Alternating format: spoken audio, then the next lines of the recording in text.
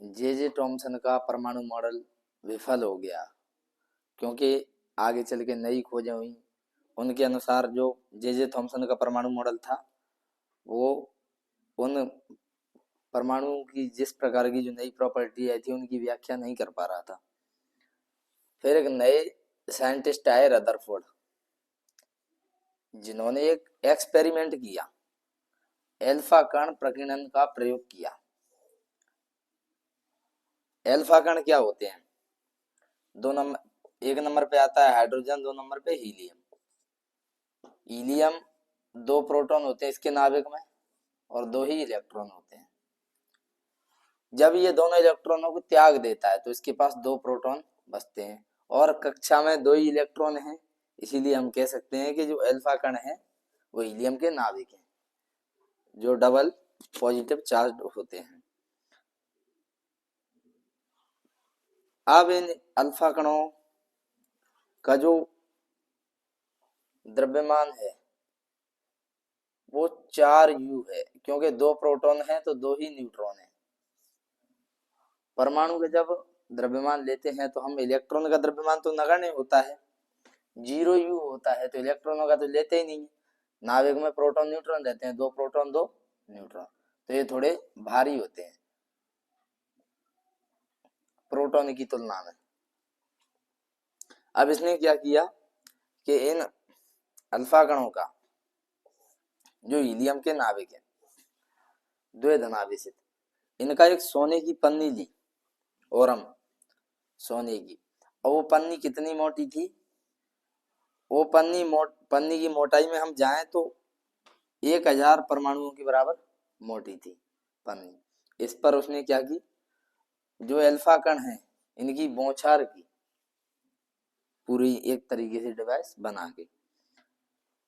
तो इसने चीजों को ऑब्जर्व किया कि क्या हो रहा है, फिर उससे इन्होंने रिजल्ट्स निकाले कि क्या आउटकम आए, क्या रिजल्ट आए। फिर उसके आधार पे इन्होंने परमाणु का मॉडल बताया कि परमाणु ऐसा होता है, परमाणु मॉडल। तो सबसे पहले इसने क्या किया कि सोने की पन्नी ली, उस पर हीलियम के नाभिक, जिन्हें हम अल्फा कण कह सकते हैं, उनकी क्या की, बौछार की। तो उन्होंने प्रयोग के दौरान प्रेक्षण किया, ऑब्जर्व किया प्रयोग में जो भी घटित हो रहा था। उन घटनाओं के आधार पर इन्होंने निष्कर्ष निकाले। फिर उन निष्कर्षों के बाद में इन्होंने अपना परमाणु मॉडल प्रस्तुत किया। तो अल्फा कणों के इन्होंने क्या ऑब्जर्वेशन देखे? इन्होंने देखा कि जो ज्यादातर अल्फा कण हैं वो सोने की पन्नी में छेद करके आर पार निकल गए। 3 ऑब्जर्वेशन देखे मोस्ट ऑफ। दूसरा देखा कुछ अल्फा कण ऐसे आए और ऐसे मुड़ गए, यानी कुछ कोण थे, ये जो एंगल बन रहा है कोण बनाते हुए मुड़ गए। तो पहला ऑब्जर्वेशन क्या था कि अधिकतर अल्फा कण पार हो गए, यानी आर पार सीधे निकल गए।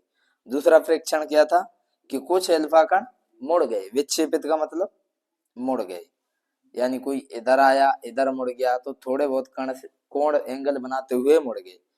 तीसरा ऑब्जर्वेशन जो भयंकर था वो क्या था कि लगभग 12,000 अल्फा कण उसने बौछार कराई, 12,000 की सोने की पन्नी पे। तो 12,000 में से एक अल्फा कण 180 डिग्री, यानी गया टकरा के वापस आ गया। 12,000 में से एक अल्फा कण रिटर्न होके आ गया। अब ये 3 जो एक अल्फा कण आया ना, तो उसकी तुलना उसने की रदरफोर्ड ने कि ऐसा मान के चलो टिश्यू पेपर होता है ना, नॉर्मल कागज, तो टिश्यू पेपर पर 15 इंच का तोप का गोला, 15 इंच 15 इंच का तोप का गोला दाग दिया वो काय के ऊपर, टिश्यू पेपर जो, और उससे टकराकर वापस लौट के आ गया। इस घटना से तुलना की रदरफोर्ड ने। रदरफोर्ड को इस अल्फा कण प्रकीर्णन के लिए 1908 में नोबेल प्राइज भी दिया गया। अब 3 इसने ऑब्जर्वेशन ने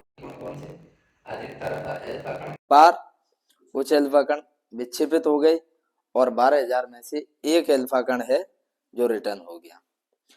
तो पहले जो ऑब्जर्वेशन था पहला, अधिकतर अल्फा कण पार हो गए। इससे इसने क्या निष्कर्ष निकाला कि परमाणु का जो अधिकतर भाग है ना वो खोखला होता है, तो जो अल्फा कण खोखले भाग पे गिरा वो सीधा पार निकल गया। दूसरा ऑब्जर्वेशन क्या था कि कुछ कण विक्षेपित हो गए। उसका ऑब्जर्वेशन क्या निकाला कि परमाणु में बहुत कम धनावेश होता है, परमाणु में बहुत कम धनावेश होता है, जो पॉजिटिव चार्ज है वो बहुत कम होता है परमाणु में, क्योंकि ये जो थे अल्फा कण वो धनावेशित थे, पॉजिटिव चार्ज थे।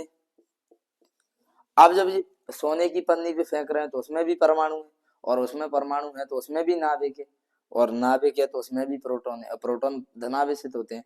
तो जब ये पॉजिटिव चार्ज के पास जाएंगे तो धनावेश धनावेश को प्रतिकर्षित करेगा कि नहीं, तो यहाँ ये इसके पास ना आकर के इससे प्रतिकर्षित होकर मुड़ जाएंगे।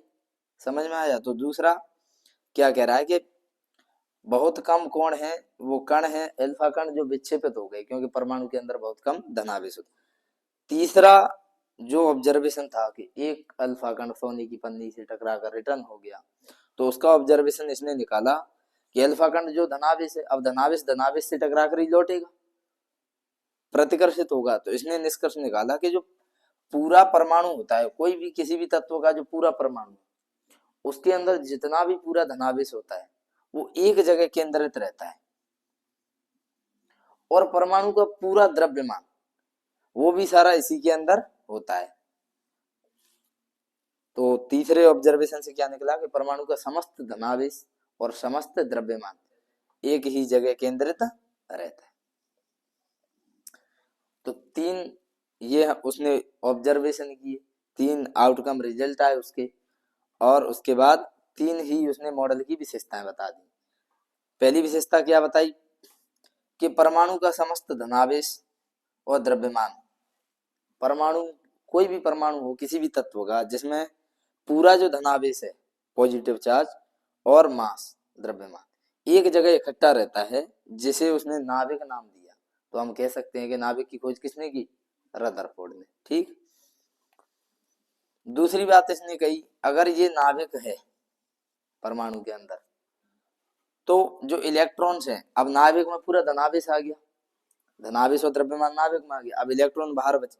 तो इसने कहा कि इलेक्ट्रॉन नाभिक के चारों ओर गोल गोल कक्षाओं में चक्कर लगाते, गोल गोल कक्षाओं में चक्कर लगाते। तीसरा इसने कहा नाभिक का आकार परमाणु के आकार से बहुत छोटा होता है। अब नाभिक पूरा परमाणु इतना बड़ा है तो नाभिक छोटा होगा। नॉर्मली हम देखें परमाणु की रेंज होती है 10⁻⁻10 मीटर, तो नाभिक 10⁻⁻15 मीटर, यानी -5 मीटर की घात में ये छोटा होता है। कौन? नाभिक।